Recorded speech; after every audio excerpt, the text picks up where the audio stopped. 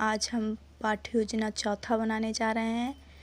Science का lesson plan हमारा, जिसका प्रकरण है जंतुओं में जनन।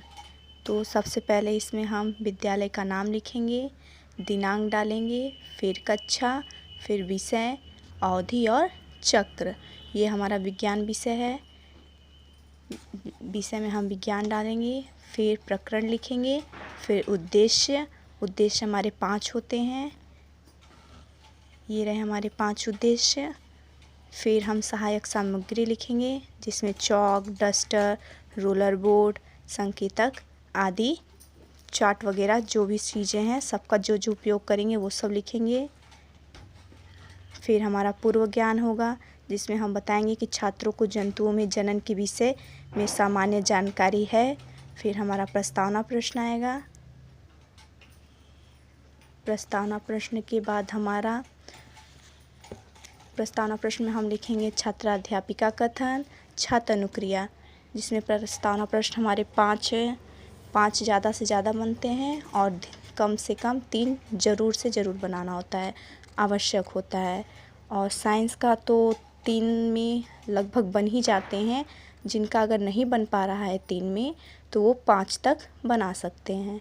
इसके बाद हमारा उद्देश्य कथन आता है। फिर प्रस्तुतिकरण पहला हेडिंग हमारा होगा क्रम संख्या, दूसरा शिक्षण बिंदु, तीसरा छात्र अध्यापिका कथन, चौथा छात्र अनुक्रिया और विधि प्रविधि, उसके नीचे श्यामपट्ट कार्य। फिर हमारा पहला शिक्षण बिंदु है जंतुओं में जनन। फिर हम बताएंगे जंतुओं में जनन क्या है, उसके बारे में पूरा बच्चों को एक्सप्लेन करेंगे। वो जो बोलती हैं छात्र अध्यापिका, वो यहाँ पे हम लिखते हैं। फिर छात्र की अनुक्रिया लिखते हैं कि छात्र क्या कर रहे होते हैं उस समय। तो छात्र हमारे ध्यानपूर्वक सुनते हैं, समझते हैं और लिखते हैं। फिर ये हमारी जो हम बताते हैं, ये हमारी व्याख्यान विधि होती है, वो लिखेंगे। और जो श्यामपट्ट कार्य होता है वो इसमें लिखते हैं, जो श्यामपट्ट कार्य हमको करना होता है। ठीक है। अब हमारा ये बताने के बाद हमारा बोधात्मक प्रश्न आ जाएगा, जिसमें हम 2 क्वेश्चन पूछते हैं बोधात्मक में, जिससे बच्चों से पूछ के हमें ये पता चलता है कि बच्चों को समझ आ रहा है या नहीं। फिर बच्चे से बोधात्मक प्रश्न पूछेंगे। ये जो बोधात्मक प्रश्न पूछते हैं वो हमारी क्या होती है, प्रश्नोत्तर विधि होती है। फिर हमारा दूसरा है शिक्षण बिंदु जंतुओं में जनन की विधि, जो हम बताएंगे जंतुओं में जनन की विधि होती हैं, 2 विधियाँ होती हैं, अलैंगिक और लैंगिक। फिर छात्र ध्यानपूर्वक सुनेंगे, ये हमारी व्याख्यान विधि हो जाएगी। तो अलैंगिक क्या होता है जनन, और हमारा लैंगिक जनन क्या होता है, उसके विषय में हम बताएंगे।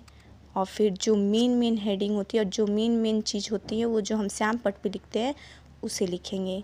फिर ये होने के बाद फिर हमारा ये दूसरा शिक्षण बिंदु ख़त्म होने के बाद फिर हम बोधात्मक प्रश्न पूछेंगे, जो हमारी क्या होती है, प्रश्नोत्तर विधि होती है। फिर हमारा आ गया तीसरा शिक्षण बिंदु जरायुज एवं अंडयुज। फिर इसको हम बताते हैं कि जरायुज क्या होता है और अंडयुज क्या होते हैं। फिर इन दोनों के उदाहरण देते हैं। फिर वही बच्चे का क्रिया क्या रहेगी, वो ध्यानपूर्वक सुनेंगे और समझेंगे। फिर ब्लैक बोर्ड का हम श्यामपट्ट कार्य करेंगे। फिर इसे बताने के बाद हम उनसे बोधात्मक प्रश्न पूछेंगे कि उनको कितना समझ आया, कितना नहीं। फिर उससे रिलेटेड प्रश्नों को पूछेंगे, वो जो जवाब देंगे वो जानेंगे और उस तरह उनको हम फीडबैक देंगे, अच्छे, बहुत अच्छे।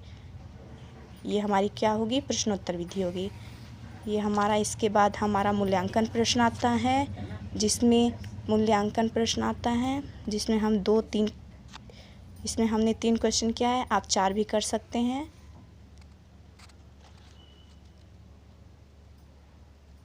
फिर हमारा श्यामपट्ट कार्य, जो मूल्यांकन क्वेश्चन होते हैं, जो प्रश्न होते हैं मूल्यांकन, उसी का जो जवाब बच्चे देते हैं, वही श्यामपट्ट कार्य हमारा होता है। और उसे हम ब्लैक बोर्ड पे श्यामपट्ट पे लिखते हैं। फिर ये लिखने के बाद हमारा गृह कार्य होता है बच्चों को देना। फिर बच्चों को गृह कार्य देते हैं, वो हम 1 भी दे सकते हैं और 2 भी दे सकते हैं।